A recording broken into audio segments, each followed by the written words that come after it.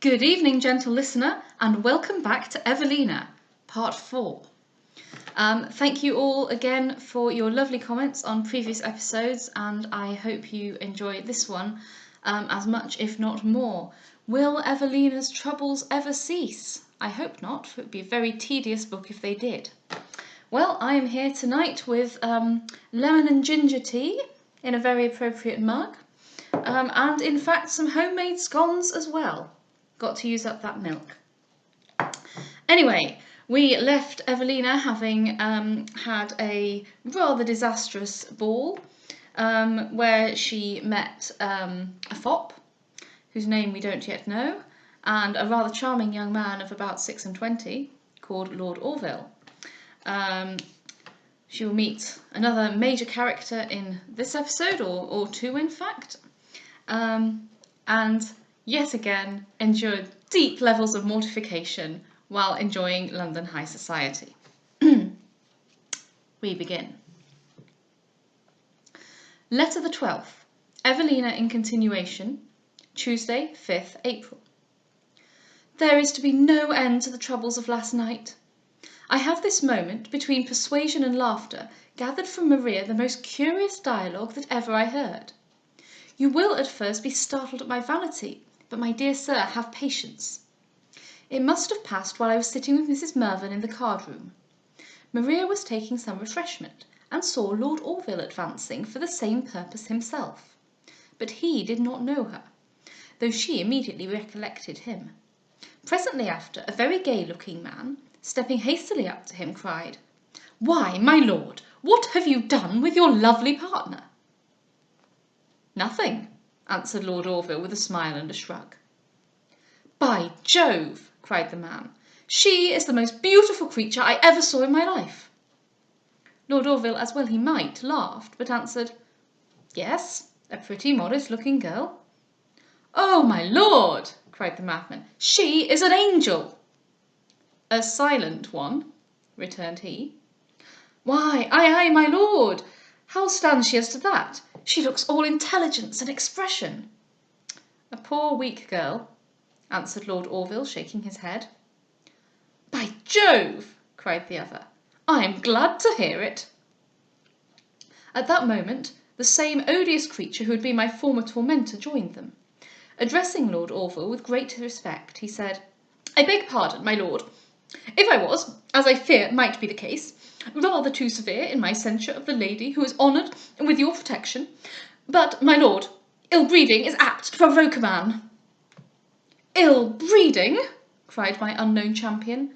"Impossible! That elegant face can never be so vile a mask." "Oh, sir, as to that," answered he, "you must allow me to judge, for though I pay all deference to your opinion in other things, yet I hope you will grant, and I appeal to your lordship also, that I am not totally despicable as a judge of good or ill manners." "I was so wholly ignorant," said Lord Orville gravely, "of the provocation you might have had, that I could not but be surprised at your singular resentment." "It was far from my intention," answered he, "to offend your lordship. But really, for a person who is nobody, to give herself such airs, I own I could not command my passions. For, my lord, though I have made diligent inquiry, I cannot learn who she is." "By what I can make out," cried my defender, "she must be a country parson's daughter." "Very good, 'pon honour," cried the fop. "Well, so I could have sworn by her manners." And then, delighted at his own wit, he laughed, and went away, as I suppose, to repeat it. "But what the deuce is all this?" demanded the other. "Why, a very foolish affair," answered Lord Orville. "Your Helen first refused this coxcomb, and then danced with me. That is all I can gather of it." "Oh, Orville," returned he, "you are a happy man. But ill-bred? I can never believe it. And she looks too sensible to be ignorant." "Whether ignorant or mischievous, I will not pretend to determine. But certain it is she attended to all I could say to her, though I have really fatigued myself with fruitless endeavours to entertain her with the most immovable gravity. But no sooner did Lovell begin his complaint than she was seized with a fit of laughing, first affronting the poor beau, and then enjoying his mortification. Why, there is some genius in that, my lord, though perhaps rather rustic. Here Maria was called to dance, and so heard no more. Now tell me, my dear sir, did you ever hear anything more provoking? A poor weak girl, ignorant or mischievous? What mortifying words! I am resolved, however, that I will never again be tempted to go to an assembly. I wish I had been in Dorsetshire. Well, after this you will not be surprised that Lord Orville contented himself with an inquiry after our health this morning by his servant, without troubling himself to call, as Miss Mervyn had told me he would. Perhaps it may be only a country custom. I would not live here for the world. I care not how soon we leave town. London soon grows tiresome. I wish the captain would come. Mrs. Mervyn talks of the opera for this evening. However, I am very indifferent to it. Wednesday morning. Well, my dear sir, I have been pleased against my will. I could almost say, for I must own I went out in very ill humour, which I think you cannot wonder at, but the music and the singing were charming. They soothed me into a pleasure the most grateful, the best suited to my present disposition in the world. I hope to persuade Mrs. Mervyn to go again on Saturday. I wish the opera was every night. It is, of all entertainments, the sweetest and most delightful. Some of the songs seem to melt my very soul. It was what they call a serious opera, as the first comic singer was ill. Tonight we go to Ranelagh. If any of those three gentlemen who converse so freely about me should be there, but I won't think of it. Thursday morning. Well, my dear sir, we went to Ranelagh. It is a charming place, and the brilliancy of the lights on my first entrance made me almost think I was in some enchanted castle or fairy palace, for all looked like magic to me. The very first person I saw was Lord Orville. I felt so confused, but he did not see me. After tea, Mrs. Mervyn being tired, Maria and I walked around the room alone. Then again we saw him standing by the orchestra. We too stopped to hear a singer. He bowed to me. I curtsied, and I'm sure I coloured. We soon walked on, not liking our situation. However, he did not follow us, and when we passed by the orchestra again, he was gone. Afterwards, in the course of the evening, we met him several times, but he was always with some party, and never spoke to us, though whenever he chanced to meet my eyes, he condescended to bow. I cannot but be hurt by the opinion he entertains of me. It is true, my own behaviour incurred it, yet he is himself the most agreeable and seemingly the most amiable man in the world, and therefore it is that I am grieved to be thought ill of by him. For of whose esteem ought we to be ambitious, if not of those who merit our own? But it is too late to reflect upon this now. Well, I can't help it. However, I think I have done with assemblies. This morning was destined for seeing sights, auctions, curious shops, and so forth, but my head ached, and I was not in a humour to be amused, and so I made them go without me, though very unwillingly. They are all kindness. And now I am sorry I did not accompany them, for I know not what to do with myself. I had resolved not to go to the play tonight, but I believe I shall. In short, I hardly care whether I do or not. I thought I had done wrong. Mrs. Mervyn and Maria have been in half the town over and so entertained, while I, like a fool, stayed at home and do nothing. And at an auction in Pall Mall, who should they meet but Lord Orville? He sat next to Mrs. Mervyn, and they talked a great deal together, but she gave me no account of the conversation. I may never have such another opportunity of seeing London. I am quite sorry that I was not at the party, but I deserve this mortification for having indulged my ill humour. Thursday night. We have just returned from the play, which was King Lear, and has made me very sad. We did not see anybody we knew. Well, adieu. It is too late to write more. Friday. Captain Mervyn is arrived. I have not spirits to give an account of his introduction, for he has really shocked me. I do not like him. He seems to be surly, vulgar, and disagreeable. Almost the same moment that Maria was presented to him, he began some rude jest about the bad shape of her nose, and called her a tall, ill-formed thing. She bore it with the utmost good humour, but that kind and sweet-tempered woman Mrs. Mervyn deserved a better lot. I'm amazed she would marry him. For my own part, I have been so shy that I have hardly spoken to him, or he to me. I cannot imagine why the family was so rejoiced at his return. If he had spent his whole life abroad, I should have supposed they might rather have been thankful than sorrowful. However, I hope they do not think so ill of him as I do. At least, I am sure they have too much prudence to make it known. Saturday night. We have been to the opera, and I am still more pleased than I was on Tuesday. I could have thought myself in paradise but for the continual talking of the company around me. We sat in the pit, where everyone is dressed in so high a style that if I had been less delighted with the performance, my eyes would have found me sufficient entertainment from looking at the ladies. I was very glad I did not sit next the captain, for he could not bear the music or the singers, and was extremely gross in his observations on both. When the opera was over, we went into a place called the coffee room, where ladies as well as gentlemen assemble. There are all sorts of refreshments, and the company walk about and chat with the same ease and freedom as in a private room. On Monday we go to a ridotto, and on Wednesday we return to Howard Grove.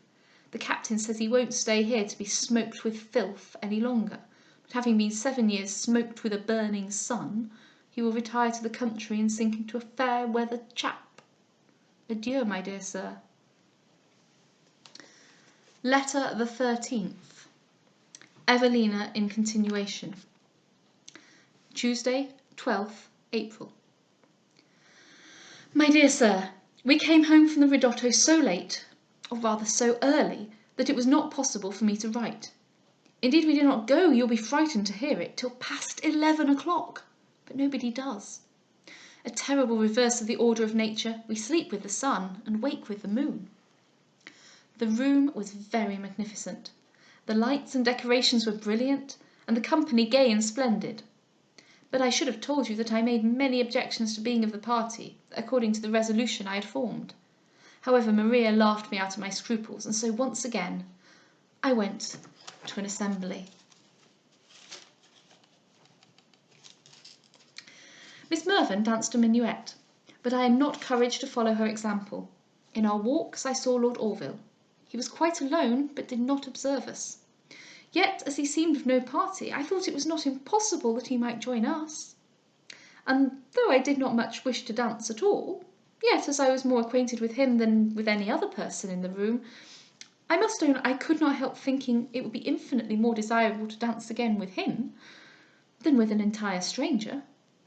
To be sure, after all that had passed, it was very ridiculous to suppose it even probable that Lord Orville would again honour me with his choice, yet I am compelled to confess my absurdity by way of explaining what follows. Miss Mervyn was soon engaged, and presently after a very fashionable, gay-looking man, who seemed about 30 years of age, addressed himself to me, and begged to have the honour of dancing with me. Now Maria's partner was a gentleman of Mrs. Mervyn's acquaintance, for she had told us it was highly improper for young women to dance with strangers at any public assembly. Indeed, it was by no means my wish to do so, yet I did not like to confine myself from dancing at all, neither did I dare refuse this gentleman as I had done Mr. Lovell. And then if any acquaintance should offer, accept him. And so, all these reasons combining, induced me to tell him, yet I blush to write it to you, that I was already engaged, by which I meant to keep myself at liberty to dance or not, as matters should fall out.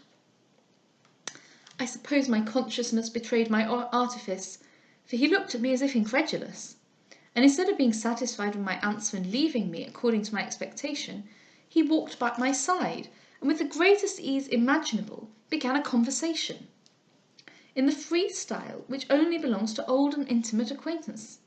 But what was most provoking, he asked me 1,000 questions concerning the partner to whom I was engaged. And at last he said, "Is it really possible that a man whom you have honoured with your acceptance can fail to be at hand to profit from your goodness?" I felt extremely foolish, and begged Mrs. Mervyn to lead to a seat, which she very obligingly did. The captain sat next her, and to my great surprise the gentleman thought proper to follow and seat himself next to me. What an insensible!" continued he. "Why, madam, you are missing the most delightful dance in the world. The man must be either mad or a fool. Which do you incline to think him yourself?" "Neither, sir," answered I in some confusion. He begged my pardon for the freedom of his supposition, saying, "I really was off guard, from astonishment that any man can be so much and so unaccountably his own enemy. But where, madam, can he possibly be? Has he left the room, or has he not been in it?" "Indeed, sir," said I peevishly, "I know nothing of him." "I don't wonder that you are disconcerted, madam. It is really very provoking. The best part of the evening will be absolutely lost. He deserves not that you should wait for him." "I do not, sir," said I, "and I beg you not to—" "Mortifying indeed, madam," interrupted he. "A lady to wait for a gentleman! Oh, fie, careless fellow! What can detain him? Will you give me leave to seek him?" "If you please, sir," answered I, quite terrified lest Mrs. Mirvan should attend to him, for she looked very much surprised at seeing me enter into conversation with a stranger. "With all my heart," cried he. "Pray, what coat has he on?" "Indeed, I never looked at it." "Out upon him!" cried he. "What! Did he address you in a coat not worth looking at? What a shabby wretch!" How ridiculous! I really could not help laughing, which I fear encouraged him, for he went on, "Charming creature! And can you really bear ill usage with so much sweetness? Can you, like Patience on a monument, smile in the midst of disappointment? For my part, though I am not the offended person, my indignation is so great that I long to kick the fellow round the room.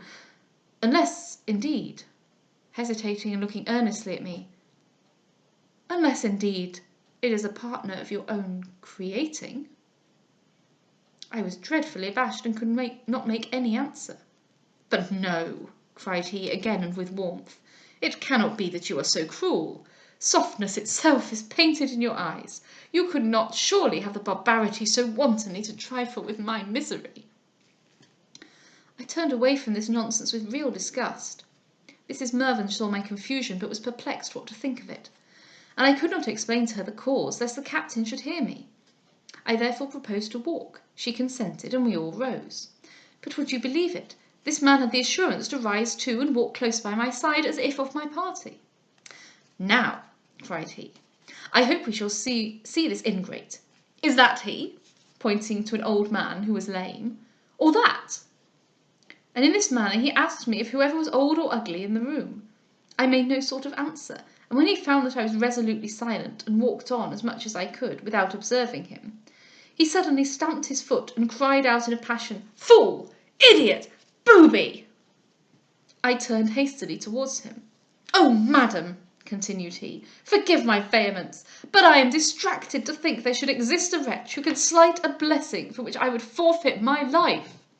Oh, that I could but meet him! I would soon— But I grow angry.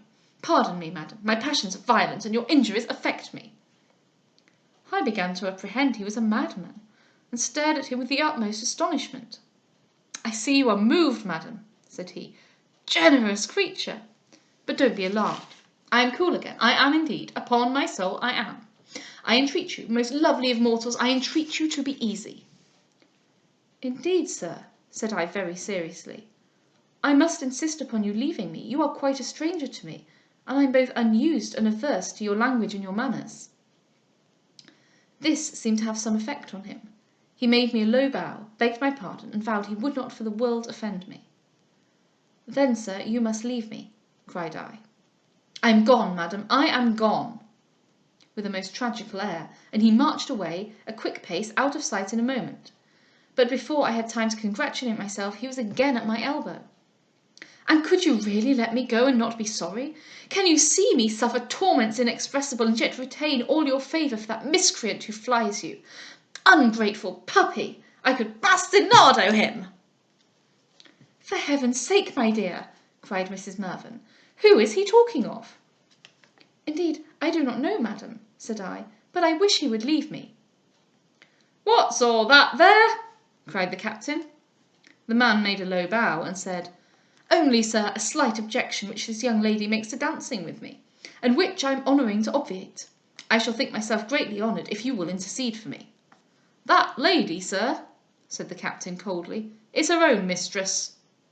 And he walked sullenly on.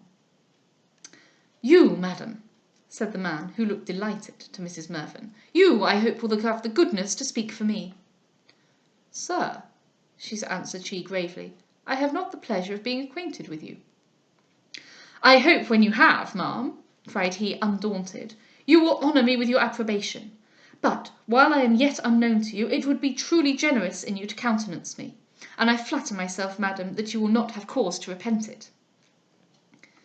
Mrs. Mervyn, with an embarrassed air, replied, "I do not at all mean, sir, to doubt your being a gentleman, but—" "But what, madam? That doubt removed, why a but?" "Well, sir," said Mrs. Mervyn, with a good-humoured smile, "I will even treat you with your own plainness, and try what effect that will have on you. I must therefore tell you, once and for all—" "Oh, pardon me, madam," interrupted he eagerly, "you must not proceed with those words, once and for all. No, if I have been too plain, and though a man deserve a rebuke, remember, dear ladies, that if you copy, you ought in justice to excuse me." We both stared at that man's strange behaviour. "Be nobler than your sex," continued he, turning to me. "Honour me with one dance, and give up the ingrate who has merited so ill your patience." Mrs. Mervyn looked with astonishment at us both. "Who does he speak of, my dear? You never mentioned—" "Oh, madam," exclaimed he, "he was not worth mentioning. It is a pity he was ever thought of. But let us forget his existence. One dance is all I solicit. Permit me, madam, the honour of this young lady's hand. It will be a favour I shall ever most gratefully acknowledge." "Sir," answered she, "favours and strangers have with me no connection." "If you have hitherto," said he, "confined your benevolence to your intimate friends, suffer me to be the first for whom your charity is enlarged." "Well, sir, I know not what to say to you, but—" He stopped her but with so many urgent entreaties that she at last told me I must either go down one dance or avoid his importunities by returning home. I hesitated which alternative to choose, but this impetuous man at length prevailed, and I was obliged to consent to dance with him. And thus was my deviation from truth punished, and thus did this man's determined boldness conquer. During the dance, before we were too much engaged in it for conversation, he was extremely provoking about my partner, and tried every means in his power to make me own that I had deceived him, which, though I would not so far humble myself as to acknowledge, was indeed but too obvious. Lord Orville, I fancy, did not dance at all. He seemed to have a large acquaintance, and joined several different parties. But you will easily suppose I was not much pleased to see him, in a few minutes after I was gone, walk towards the place I had just left, and bow to and join Mrs. Mervyn. How unlucky, I thought myself, that I had not longer withstood this stranger's importunities. The moment we had gone down the dance, I was hastening away from him, but he stopped me, and said I could not by no means return to my party without giving offence before we had done our duty of walking up the dance.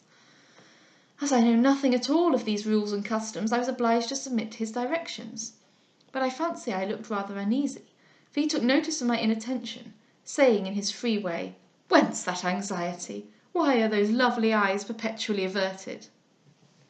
"I wish you would say no more to me, sir," cried I peevishly. "You have already destroyed all my happiness for this evening." "Good heavens! What is it I have done? How have I merited this scorn?" "You have tormented me to death. You have forced me from my friends, and intruded yourself upon me against my will for a partner." "Surely, my dear madam, we ought to be better friends, since there seems to be something of sympathy in the frankness of our dispositions. And yet, were you not an angel, how do you think I could brook such contempt?"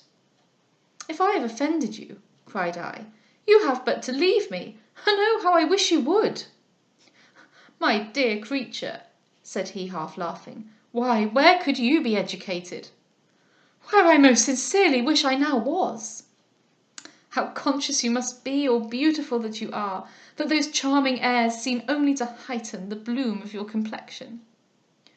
"Your freedom, sir, where you are more acquainted, may perhaps be less disagreeable, but to me—" "You do me justice," cried he, interrupting me. "Yes, I do indeed improve upon acquaintance. You will hereafter be quite charmed with me." "Hereafter, sir, I hope I shall never—" "Oh, hush, hush! Have you forgot the situation in which I found you? Have you forgot that when deserted I pursued you, when betrayed I adored you? But for you, sir, I might perhaps have been happy. What, then, am I to conclude that but for me your partner would have appeared? Poor fellow, and did my presence awe him? I wish his presence, sir, could awe you. His presence? Perhaps then you see him? Perhaps, sir, I do, cried I, quite wearied of his raillery. Where? Where? For heaven's sake, show me the wretch. Wretch, sir? Oh, a very savage, a sneaky, shamefaced, despicable puppy. I know not what bewitched me, but my pride was hurt, and my spirits were tired, and in short, I had the folly, looking at Lord Orville, to repeat, despicable, you think? His eyes instantly followed mine. Why, is that the gentleman? I made no answer. I could not affirm, and I would not deny, for I hoped to be released from his teasing by his mistake. The very moment we had done what he called our duty, I eagerly desired to return to Mrs. Mervyn. To your partner, I presume, madam, said he very gravely. This quite confounded me. I dreaded lest this mischievous man, ignorant of his rank, should address himself to Lord Orville, and say something which might expose my artifice. Fool, to involve myself in such difficulties! I now feared what I had before wished, and therefore to avoid Lord Orville I was obliged to propose going down another dance myself, though I was ready to sink with shame while I spoke. But your partner, ma'am, said he, affecting a very solemn air, perhaps he may resent my detaining you, if you will give me leave to ask his consent. Not for the universe. Who is he, madam? I wished myself 100 miles off. He repeated his question. What is his name? Nothing. Nobody. I don't know. He assumed a most important solemnity. How? Not know? Give me leave, my dear madam, to recommend this caution to you. Never dance in public with a stranger. With one whose name you are unacquainted with, who may be a mere adventurer, a man of no character. Consider to what impertinence you may expose yourself. Was ever anything so ridiculous? I could not help laughing in spite of my vexation. At this instant, Mrs. Mervyn, followed by Lord Orville, walked up to us. You will easily believe it was not difficult for me to recover my gravity. But what was my consternation when this strange man, destined to be the scourge of my artifice, exclaimed, Ha, my Lord Orville, I protest I did not know your lordship. What can I say for my usurpation? Yet, faith, my lord, such a prize was not to be neglected. My shame and confusion was unspeakable. Who could have supposed or foreseen that this man knew Lord Orville? But falsehood is not more unjustifiable than unsafe. Lord Orville, well he might, looked all astonishment. The philosophical coldness of your lordship, continued this odious creature, every man is not endowed with. I have used my utmost endeavours to entertain this lady, though I fear without success, and your lordship will not be a little flattered if acquainted with the difficulty which attended my procuring the honour of only one dance. Then turning to me, who was sinking with shame, while Lord Orville stood motionless and Mrs. Mervyn astonished, he suddenly seized my hand, saying, Think, my lord, what must be my reluctance to resign this fair hand to your lordship. In the same instant Lord Orville took it of him. I coloured violently and made an effort to recover it. You do me so much honour, sir, cried he. With an air of gallantry, pressing it to his lips, he let it go. However, I shall be happy to profit by it, if this lady, turning to Mrs. Mervyn, will permit me to seek for her party. To compel him thus to dance I could not endure, and eagerly called out, By no means, not for the world, I must beg. Will you honour me, madam, with your commands? Cried my tormentor. May I seek the lady's party? No, sir, cried I, turning from him. What shall be done, my dear? Said Mrs. Mervyn. Nothing, madam, nothing, anything, I mean nothing. But do you dance or not? You see his lordship waits. I hope not, I beg, I would not, I am sure I ought to. I could not speak. But that confident man, determining to discover whether or not I had deceived him, said to Lord Orville, who stood suspended, My lord, this affair, which at present seems to perplex, I will briefly explain. This lady proposed to me another dance. Nothing could have made me more happy. I only wished for your lordship's permission, which now, if granted, will, I am persuaded, set everything right. I glowed with indignation. No, sir, it is your absence, and that alone can set everything right. For heaven's sake, my dear, cried Mrs. Mervyn, who could no longer contain her surprise. What does all this mean? Were you pre-engaged? Had Lord Orville? No, madam, cried I. Only I did not know that gentleman, and so I thought I intended.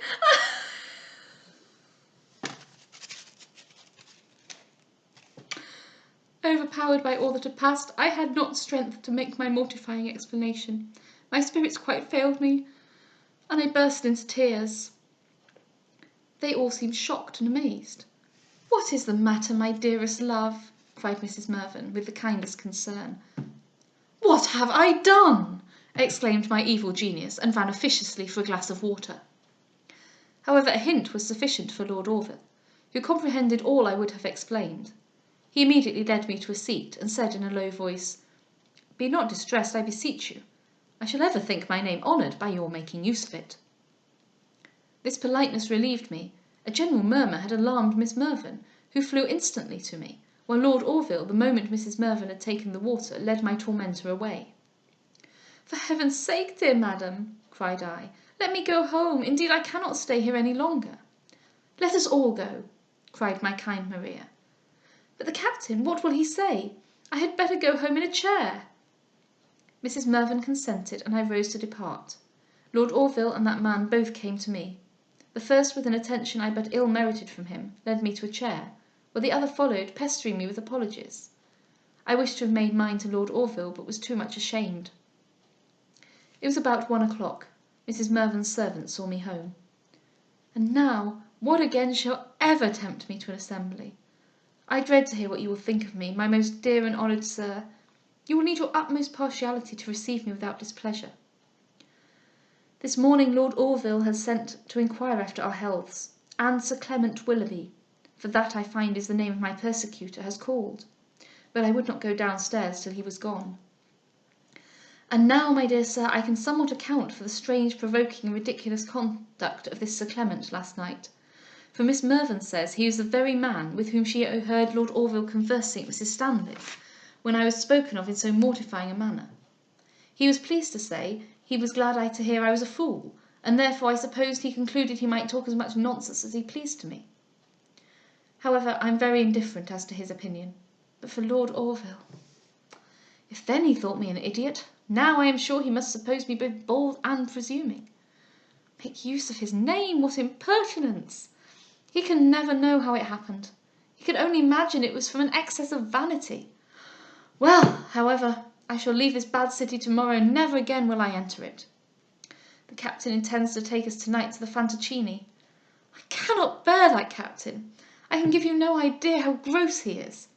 I heartily rejoice that he was not present at the disagreeable conclusion of yesterday's adventure, for I am sure he would have contributed to my confusion, which might perhaps have diverted him, as he seldom or never smiles, but at some other person's expense. And here I conclude my London letters, and without any regret, for I am too inexperienced and ignorant to conduct myself with propriety in this town, where everything is new to me, and many things are unaccountable and perplexing. Adieu, my dear sir. Heaven restore me safely to you. I wish I was to go immediately to Berry Hill, yet the wish is ungrateful to Mrs. Mervyn. Therefore I will repress it. I shall write an account of the Fantoccini from Howard Grove. We have not been to half the public places that are now open, though I dare say you will think we've been to them all, but they are almost as innumerable as the persons who fill them. Well, there we go. Evelina's London adventures are concluded, and she's going to go back to Howard Grove, never see any of these people ever again, and all will be well after such a mortifying experience. I'm sure that's exactly what's going to happen. In the meantime, I can't help but think a little bit about that section. I last read Evelina when I was a teenager, and I thought Clement Willoughby really, really funny. And I mean, he's absurd. But also, when you think about it as an adult, the kind of pressure, the kind of way he paints himself as the victim, and he makes refusal impossible. He's a really, really vile character, in fact. And Mrs. Mervyn is a really bad chaperone. Anyway, until tomorrow.